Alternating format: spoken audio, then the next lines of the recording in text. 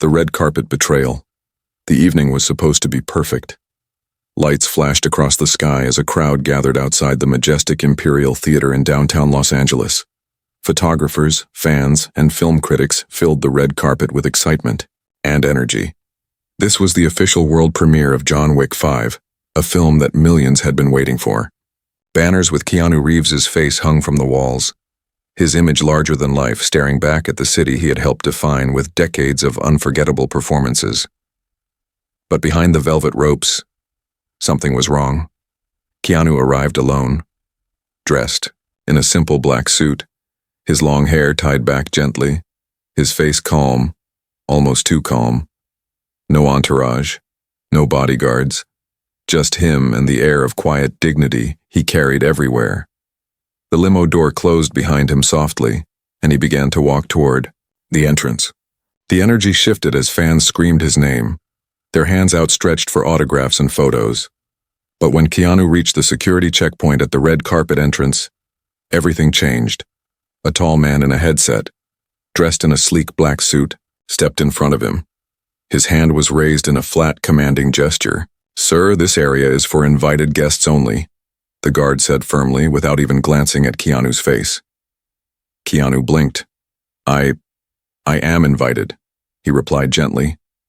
"This is the premiere of John Wick 5. The guard looked him up and down, frowned, and replied coldly, "I don't see your name on the list, please step aside." The cameras kept flashing, but the mood was shifting quickly. Fans noticed something was off. Some shouted, "That's Keanu!" "And what are you doing?" "That's him?" But the guard was unmoved. Keanu's voice didn't rise. His expression didn't change. "I understand," he said simply, stepping back. He moved away from the entrance, not toward the crowd or toward the press, but toward a dark corner of the sidewalk. He stood there, hands in his pockets, looking at the massive posters of his own face pasted along the walls. His image was everywhere, but his presence had just been rejected. Across the street, a group of journalists huddled together. One of them, a young reporter named Maya, had caught everything on her camera. Her eyes widened with disbelief. Did they just kick out Keanu Reeves from his own premiere? "That can't be right," said her colleague. "He probably came early. Maybe they didn't recognize him." Maya looked back across the street. Keanu was still standing there, completely still, like a statue watching its own unveiling from behind glass.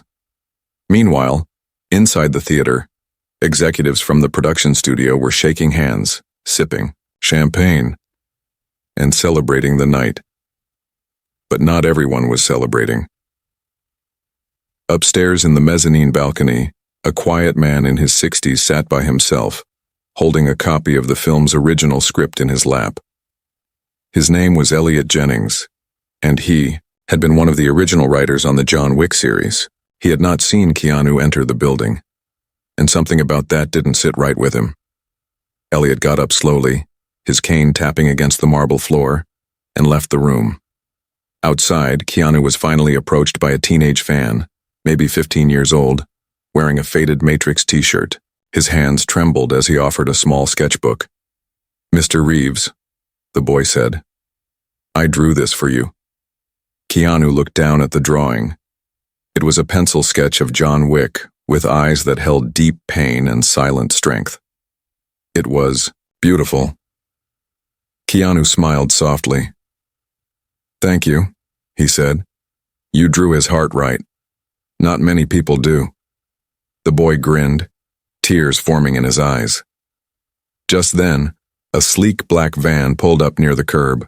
Two men stepped out, one holding a walkie-talkie. They whispered to each other and nodded in Keanu's direction. Keanu watched them calmly, already knowing what was coming. They approached him, and one of them spoke with a voice that tried to sound polite. "Mr. Reeves, the organizers ask that you not stand here. It may confuse the press and disrupt the schedule. They've arranged a seat for you at another screening next week." Keanu nodded once. "I see. Thank you for letting me know." The men walked away. Maya watched all of it from across the street, stunned. She turned to her cameraman. "Start filming. Now." As the camera rolled, Keanu slowly turned his back to the theater and walked away. The city lights blinked behind him, but he didn't look back. He didn't need to. What he did next would change everything.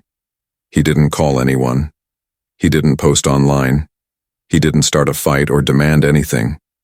Instead, he walked to a small diner a few blocks away, the kind that still served pie and coffee for $3. He sat in a corner booth, ordered black coffee, and pulled out a notebook. He began to write. The waitress, a middle-aged woman with tired eyes, recognized him instantly but said nothing. She just refilled his cup quietly and gave him a soft smile. After an hour, another person walked into the diner. It was Elliot Jennings, the old writer. He had followed Keanu. They hadn't spoken in months, but something inside Elliot had told him where to go. He slid into the booth silently and placed the old script on the table. They changed everything, Elliot said, voice low. They rewrote the ending. Made it all about revenge and violence. Your character's heart, it's gone. Keanu didn't respond immediately. He just sipped his coffee. Do you want to do something about it? Elliot asked. Keanu finally looked up.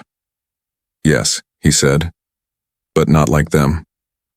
I want to tell the story the way it was meant to be told. You mean? Elliot began. Keanu nodded. The real John Wick, the one who wanted peace, the one who carried pain without turning it into hate. But how? Elliot asked. They own everything. Keanu leaned back. Then we start over, not with them, with the truth. Outside the window, the lights of Hollywood still glowed, but something deeper was beginning to rise. Not from the studios, not from the awards, but from the sidewalk, from the quiet diner, from the people who still believed in something real.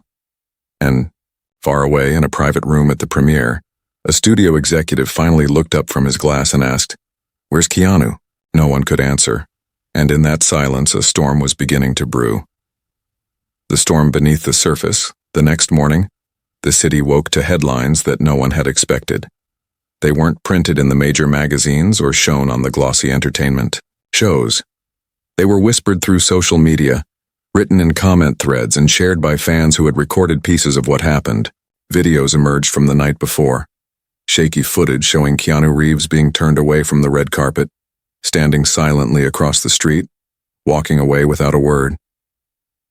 A 15-second clip taken by Maya, the young reporter, began to spread faster than wildfire.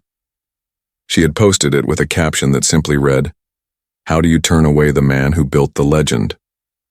Overnight, the video had gained millions of views. People around the world watched it and felt a sense of shock, then sadness, then anger. Not because Keanu had made a scene. He hadn't. Not because he shouted or accused. He never did. But because the quiet way he walked away hit harder than any dramatic exit could have. It felt personal. It felt wrong. And people knew it. Inside the studio, chaos had begun. Executives who had celebrated all night were now sitting in cold conference rooms with trembling hands and vibrating phones. Damage control emails were sent out. Assistants were yelled at. Legal teams reviewed contracts, searching for anything that could explain or justify what had happened. But no clause could erase the truth captured on camera. The star of the film had been refused entry to his own premiere. The director, Brandon Kane, who had taken over the franchise with John Wick 4, was furious, but not at the security team. He was angry at Keanu himself. "He embarrassed us," Brandon shouted in the executive suite. "He should have spoken to me privately. Instead, he stood outside like a lost puppy. He made us look like villains." A quiet voice in the back of the room spoke up. "Maybe we are." Heads turned. It was a junior producer named Layla. She had only been with the team for 2 films but had worked closely with Keanu during reshoots. "He wasn't trying to shame anyone," Layla said. "He just didn't want to fight, that's who he is, and we shut him out." No one replied. The silence was louder than any argument. Meanwhile, in that little diner downtown, Keanu and Elliot were still writing. They had stayed through the night. Napkins, coffee-stained pages, and scribbled notes filled the table. The waitress, whose name was Linda, brought them breakfast without asking. She didn't say much, but every time she walked past, her eyes lingered on the page in front of Keanu, as if she knew something powerful was being created. "Do you really think people will care?" Elliot asked. "I mean, we're just two guys with an idea. They have everything, the money, contracts, the name. We don't even have a platform." Keanu looked up, his voice soft but steady. "We don't need to fight the system. We need to show something better. People don't connect to noise. They connect to truth. If we tell the real story, if we bring out the heart they buried, the world will feel it." Elliot nodded slowly. "Then we do it, one scene at a time." By mid-afternoon, a mysterious post appeared on Keanu's rarely used social media page. It didn't have a photo or a hashtag. It didn't mention the premiere or the scandal. It was just a short message typed in lowercase letters. "When your story gets taken from you, write a better one." Within hours, the post had been shared over 2 million times. Celebrities commented. Fans wrote essays. Artists began to draw new versions of John Wick. Softer, human, grieving, searching for peace instead of blood. Musicians composed piano versions of the theme. And filmmakers, small independent ones from places like Brazil, India, South Korea, and Iceland, began offering help. One wrote, "We'll shoot it with phones if we have to. Let's bring it to life." Elliot stared at the screen in awe. "Keanu, I think you just lit a fire." Keanu smiled faintly. "Then let's make sure we don't let it burn out." But while the internet roared with support, a different force was gathering behind closed doors. Brandon Kane had called an emergency meeting with the studio's legal team and board members. He slammed a binder onto the table. "We need to shut him down. Now. He's making us look like we don't own our own film. We own the rights. We own the name. If he tries to recreate anything, we'll sue him into the ground." A gray-haired lawyer adjusted his glasses. "Technically, he can't use the title or any official characters. But if he creates something new, inspired by the soul of the character, it gets complicated." Brandon's face tightened. "Then make it simple. Threaten everyone who helps him. Shut them all out. And send him a message. We made John Wick, not him." But behind his rage was fear. Fear that he no longer had control over the narrative. Because the truth was clear. The world didn't care about contracts. They cared about the man who walked away without anger and chose kindness instead. The man who never needed to raise his voice to be heard. As night fell again, Keanu and Elliot left the diner. They carried a thick folder of scenes and character notes. On the way out, Linda pressed a slip of paper into Keanu's hand. It was a drawing her granddaughter had made, a picture of a man holding a puppy under a glowing street lamp, with words written in crayon beneath it. "Be kind anyway." Keanu stared at it for a long moment, then folded it gently and put it in his jacket. "We need a team," Elliot said. "People who believe." "We won't find them in boardrooms," Keanu replied. "We'll find them in places like this." As they stepped out into the night, something flickered across the street. A flash of movement, then stillness. A man with a camera. Watching. Following. Keanu paused for just a second. The battle had already begun, but it wasn't a battle of guns or lawyers. It was a battle for the soul of a story, and he was ready. The story rebellion. The air in Los Angeles felt different. Behind the scenes, an invisible current was moving through the city, quiet but unstoppable. It didn't flow through the powerful studio lots or echo inside tall glass towers where executives made decisions over conference calls. No, it moved through late-night diners, indie film sets in warehouse basements, quiet art galleries, and apartments lit by a single laptop screen. Something was rising, and its spark had been the quiet strength of a man the world had once cheered, and now stood behind even louder. Keanu Reeves had not called for a fight. He hadn't accused, insulted, or even spoken the names of those who rejected him at his own premiere. Yet the silence with which he carried himself, the dignity of walking away without a scene, had spoken louder than any campaign could. Millions had seen it. Thousands were responding. And now, a group of creators, artists, and visionaries were coming together, not to recreate John Wick, but to rebuild something deeper, a story that could not be taken from them. Elliot Jennings, the aging screenwriter who once gave the franchise its emotional spine, was at the center of it all beside Keanu. Their tiny corner table at the diner had turned into a base of operations. And as days passed, that little diner became something more. It became a sanctuary for those who believed stories mattered again. Each night someone new joined their table, a soft-spoken stunt coordinator named Iris, who had worked on the first John Wick film and had been quietly blacklisted for standing up against an abusive crew member. A composer named Rafi, who had once created a breathtaking score that was cut out and replaced with artificial sound design.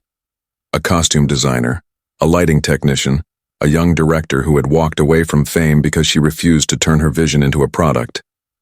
One night, a girl named Zuri walked in. She was barely 22, with long curly hair and an anxious energy that pulsed in every step.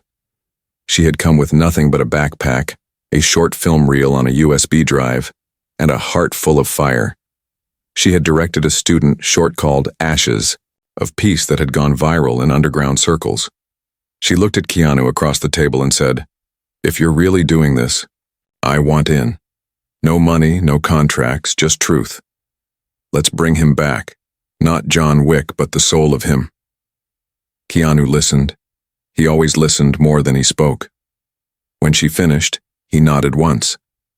"Then let's begin."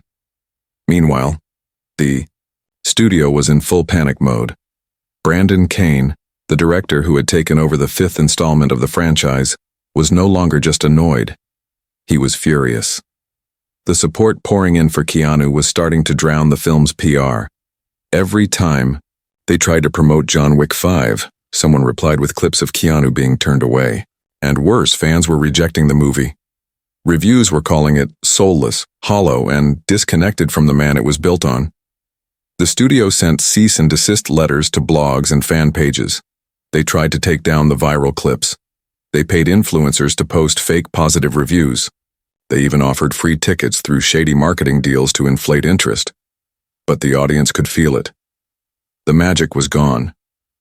The man who once stood for quiet justice, deep pain, and untouchable resolve was now reduced to a revenge machine, and everyone knew it wasn't Keanu's John Wick anymore. Back at the diner, Zuri pulled out her laptop and played a scene she had just filmed with no budget, only a borrowed camera and a few friends. It showed a man in a dark alley, exhausted, sitting against a brick wall with blood on his knuckles but tears in his eyes. He wasn't speaking. He was remembering a dog he couldn't protect, a wife whose voice he could no longer recall clearly, and a world that had kept pulling him back into violence when all he wanted was stillness. It was raw, emotional, and real. When the short ended, no one spoke. Not even Keanu. Elliot wiped a tear from the corner of his eye. "This," Keanu said at last, "this is the story." They decided then and there they would create their own film. Not a blockbuster, not a sequel, but something new, something built from the ruins of what was taken. They would tell the story of a man trying to find peace in a world that only understood chaos. They would give him a name, but it wouldn't be John Wick. They would give him a purpose, but not revenge. And most importantly, they would give him a soul. Word spread fast. People came from across the country, editors who quit big studios to join the project, actors who had never been given a chance, even people who had once turned down roles in Hollywood to care for their families and were now returning for this. They called it The Story Rebellion, and it was more than a film. It was a movement. The film didn't have a budget. It had belief. Scenes were shot in parking lots, rooftops, forests, and abandoned warehouses. Food was shared. Costumes were stitched by hand. Every line of dialogue was rewritten again and again until it felt true. And through it all, Keanu was there. Not as a star, but as a team member. He held cameras, adjusted lights, read lines with new actors, and carried equipment on his back. When someone got discouraged, he sat with them until they believed again. The story they created was called Hollow Ember. It followed a man named Silas, a former protector who walked away from violence after a tragic mistake. It was not about bullets or body counts. It was about redemption, about healing from the inside out. And the world, hungry for something real, was waiting. But the studio wasn't done. As the first teaser trailer for Hollow Ember was uploaded online, a legal threat arrived. The studio claimed it was derivative, a violation of intellectual property. They threatened lawsuits, asset freezes, and reputational destruction. News outlets picked it up, calling it Keanu's Rebellion, the outlaw film, and the Quiet Revolution. At a secret roundtable in the studio headquarters, Brandon Kane leaned forward. "We end it now. Or this becomes the new model, artists thinking they can take the power back." But the power had already shifted. In one corner of the world, a teacher played the trailer for her film class. In another, a father and daughter watched it and cried. People weren't talking about Keanu the actor. They were talking about Silas, the man who walked away from pain, but never forgot it. And for the first time in a long time, they saw themselves in a story that wasn't trying to sell something, but to say something. And as the rebellion gained momentum, something happened that no one expected. An anonymous whistleblower leaked internal studio documents, emails, recordings, a hidden conversation, the truth about what happened at the John Wick 5 premiere, what Keanu had really done, and why they tried to silence him. And that truth, it changed everything. The buried truth, the storm that began as a whisper had now become a wave, one that no legal threat or publicity stunt could hold back. The leak had changed everything. It wasn't just a few files or casual messages. It was an entire digital archive. Email threads, voice memos, video meetings, and studio memos that revealed a truth darker than anyone had expected. And the world was watching as it unraveled. At first, the documents were dismissed as fake. Major media outlets hesitated, worried about their ties to the studio, but then a known and respected former assistant director, a woman named Samantha Jules, came forward and confirmed everything. She had seen it unfold with her own eyes, and the guilt had weighed on her for years. In an exclusive interview that spread faster than even the original scandal, Samantha sat before a small independent journalist with no network affiliation, no production crew, just a single camera and a trembling microphone. Her voice was steady, but her eyes carried years of silence. "It wasn't an accident," she said. "They didn't forget to invite him. They didn't lose the list. They planned it. They blacklisted Keanu because he refused to go along with what they turned the story into." The room went still. He fought for the soul of John Wick. Not just for himself, but for everyone watching. He wanted to include a scene, just one, where the character walked away from the violence, where he chose mercy, where he stood at the grave of everyone he had lost and said, "This ends with me." But Brandon Kane and the board said no. They said mercy didn't sell. They said peace doesn't test well with target audiences. And when Keanu refused to film the final sequence without that moment of humanity, they replaced the ending. Then they ordered security not to let him in. It hit like a thunderclap. What had once been a strange mistake at a film premiere now looked like something far more calculated. Keanu hadn't been turned away because someone didn't recognize him. He had been turned away because he stood for something they couldn't control: truth. The reaction online was immediate and explosive. Fans who had been loyal for years to the franchise were furious. Actors who had once remained silent started speaking out. Behind the scenes, past crew members and stunt teams began confirming similar stories, that the heart of the project had been ripped out in favor of mass appeal. But what stung the most was this: Keanu hadn't tried to expose them. He hadn't shouted or pointed fingers. He had simply walked away and chosen to create something better. And now the world knew it. Meanwhile, at the heart of it all, Keanu Reeves sat in the editing room of a borrowed studio apartment, headphones on, eyes fixed on a scene playing out on the screen. The soft hum of a violin played in the background as Silas, the lead character in Hollow Ember, stood on the edge of a cliff overlooking the sea, his jacket flapping in the wind, the weight of years etched into every line of his face. This was the scene they had rewritten over and over, the moment where the man lets go, not of pain but of hate. It had no explosions, no gunfire, No fast cuts. Just silence, breath, and a final, broken smile. Elliot sat behind him, tears forming in his tired eyes. "This is what they said no one wanted," he whispered. Keanu removed his headphones and turned slowly. "Then we'll give it to them anyway." But as Hollow Ember neared completion, the studio launched their next move. Not in court, but in public. A massive marketing campaign began overnight. Billboards, bus ads, and viral trailers flooded every major city. The studio promised a John Wick 6 film that would be darker, bigger, and bolder. They announced a new star, a flashy action, name with millions of followers, and even teased a digital version of Keanu's younger face using AI. They called it a tribute to the legacy. Keanu's response? He didn't post. He didn't fight.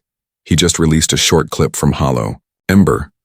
A scene with no dialogue, just the character standing in a quiet alley, looking up at the sky as snow begins to fall. Within 24 hours, the clip had 50 million views and became the most shared video of the year. At the diner, where it had all begun, people from around the world had started showing up. Filmmakers from Peru, writers from South Africa, musicians from Turkey, and even children's authors from Japan came to that tiny place just to meet the man who had reminded the world what a story could do. Linda, the waitress, started leaving blank notebooks at every table. "Just in case someone needs to start," she said.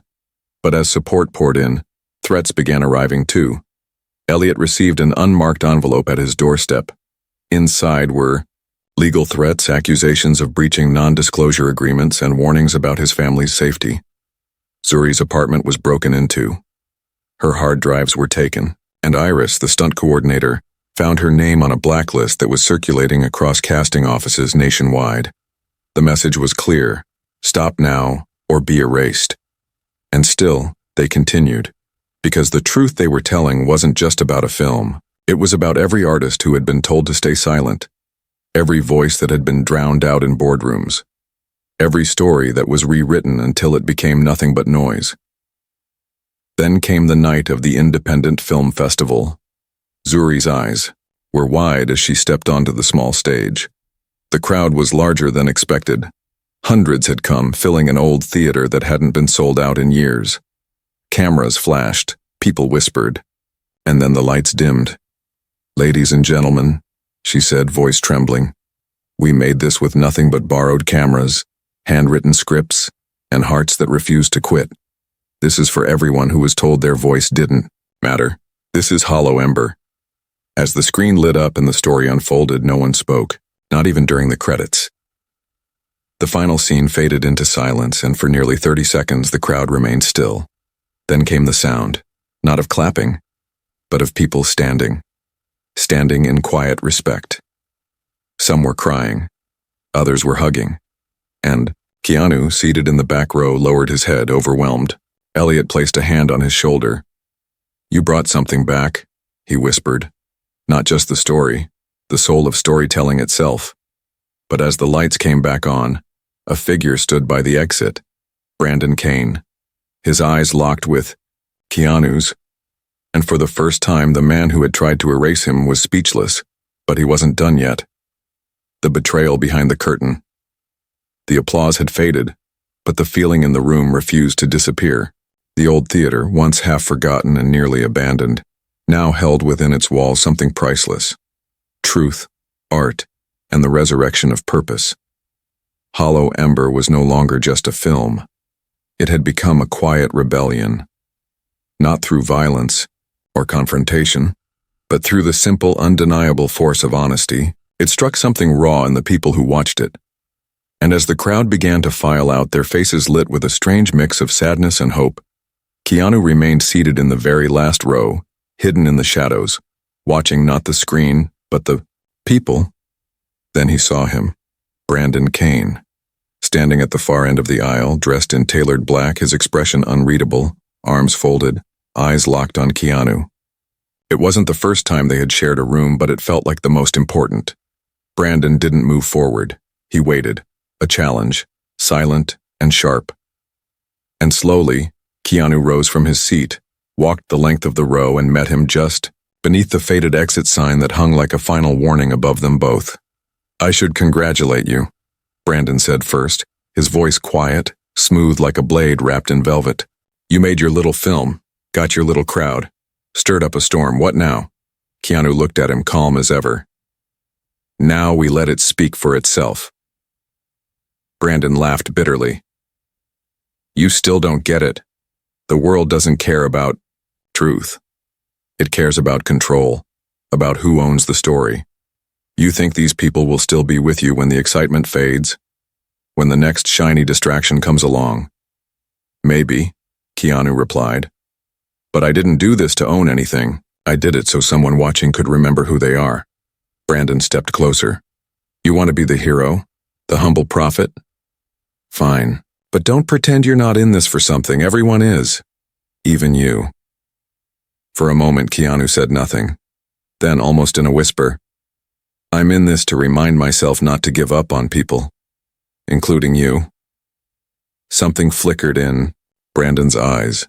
Disbelief, confusion, maybe even a flicker of shame. But it passed quickly. He turned and walked out, disappearing into the dark night.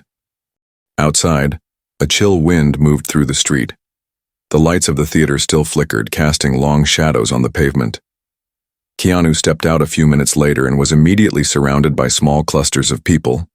Filmmakers, fans, strangers who had driven across states just to see the screening. They didn't ask for photos or autographs. They simply wanted to say thank you. But not everyone in the crowd had pure intentions. Among the bodies was a man wearing a gray coat and holding a camera, not aimed at Keanu but at Zuri, who was standing a few feet away, speaking to a small group of film students. Keanu noticed him instantly. There was something off. His eyes didn't match the smile on his face, something cold, something calculated. Keanu approached calmly. Can I help you? The man blinked, startled. No, just recording the moment. Big night, huh? For who? Keanu asked. Before the man could respond, Iris stepped in from the side. He's not with us, she said sharply. He was outside earlier, taking pictures of our car. Security was called, and the man was asked to leave. But the message had been delivered. Someone was watching, and not just watching. The threat was growing. The next morning, the entire Hollow Ember website went dark. Their crowdfunding pages were hacked. Their production backups, stored on cloud servers, were deleted. Zuri's camera gear left overnight in a locked studio was found smashed. Someone was trying to erase the story again, but this time it wasn't just metaphorical. It was personal. It was sabotage. Elliot gathered everyone in the diner that evening. His hands were trembling not with age but with anger. This is deliberate. They want to break us down before we can rise. Then we rebuild again, said Zuri. We've done it once. We'll do it twice. 100 times if we have to. Keanu sat quietly, listening. Then he pulled out a thick folder and laid it on the table. Inside were old notes, letters, and journal entries from the early days of the John Wick project. Back when it wasn't a franchise, when it was just an idea between two friends who believed in telling the story of a broken man who tried not to become the monster the world wanted him to be. These, Keanu said softly, are the roots. Not the guns, not the suits, not the kill counts. This. He opened one page. Written in faded ink was a line Elliot had scribbled 15 years ago. Pain should not be the legacy we leave behind. Mercy should be. Zuri reached across the table, touching the page gently. We have to show this. No, Elliot said suddenly, voice thick. We have to finish this. But just as they began discussing a new plan to recover what was lost and distribute Hollow Ember in physical copies, Iris's phone buzzed. She looked down, then gasped. You all need to see this. She turned the phone toward them. A video had just gone live. It was a sit-down interview between Brandon Kane and a top entertainment host. Well-lit, scripted, and polished. In the interview, Brandon claimed that Keanu had tried to blackmail the studio into giving him full creative control, that he was unstable and emotionally manipulating the public. Worse still, he played an edited audio clip of a private meeting, spliced to make Keanu sound confrontational and threatening. It was a lie, but it was a convincing one. The internet was divided again. Some believed the clip, others defended Keanu with unwavering loyalty. But doubt had been planted. Elliot turned to Keanu, his face pale. How did he get that recording? Keanu looked at the table, then up at the team, slowly scanning their faces. Then he stopped. His eyes locked with someone, and, in that moment, he knew. Someone inside had betrayed them. The final choice, the silence in the diner, was no longer peaceful. It was sharp, tense, and full of unspoken accusations. The moment Keanu's eyes stopped, every person at the table felt it. Something had shifted. The team that had been built on trust, passion, and purpose now sat surrounded by doubt. Elliot looked down at the table, his fingers trembling against a coffee mug that had long gone cold. Zuri, who had always been the first to speak, now said nothing, her jaw tight, her eyes locked on Keanu's face, waiting for what would come next. Keanu leaned forward slowly. His voice, when it came, was quiet but heavy. Someone gave them that recording. Not a hacker, not a stranger. It was someone who sat here. Someone who shared this journey. Elliot looked around the table, his voice cracking with disbelief. We trusted each other. How could any of us sell him out after everything? A cold gust of wind pressed against the diner windows as Linda, the waitress, refilled a pot of coffee, keeping her distance. The people outside walked by in their winter coats, unaware that inside this humble little diner, the story of a man's legacy, the soul of a movement, hung by a single fraying thread. Zuri finally spoke. Then let's figure out who. Let's check devices, search files, look through access logs. We'll find out. No, Keanu said. It's already done. Finding them won't undo what they chose. Iris clenched her fists. But they hurt us, Keanu. They tried to destroy everything we built. He nodded slowly. Yes, and we could fight back. We could expose them, humiliate them, maybe even ruin them. But if we do that, then we've already lost. The others fell silent again, because in their hearts, they knew what he meant. This was never about revenge. It had always been about something higher, something rarer. Keanu stood up, walked to the window, and stared out at the gray sky. His reflection barely visible in the glass, ghost-like and tired. Not from the battle, but from how long he'd carried the weight of protecting something that no one else seemed to see. The truth of a character, a story, a soul. Then he spoke again. I'm going to release the film anyway, the whole thing, for free. Head snapped up. Elliot blinked. You mean, just put it online? Yes, Keanu said. No ads, no sponsors, no restrictions. Just the story. They can sue me. They can try to bury me. But they can't own this. Not anymore. Zuri looked shaken. We'll lose everything. We won't get distribution deals. Festivals might ban it. Studios will blacklist us. Keanu turned to her, eyes steady. We already lost all of that the moment we chose truth. What we haven't lost is our voice. Elliot exhaled slowly, then nodded. Then we finish it. Today. They returned to the apartment studio. The editing room buzzed with urgency. Hard drives were connected. Backup footage re-uploaded. Iris re-recorded voiceover with the new mic.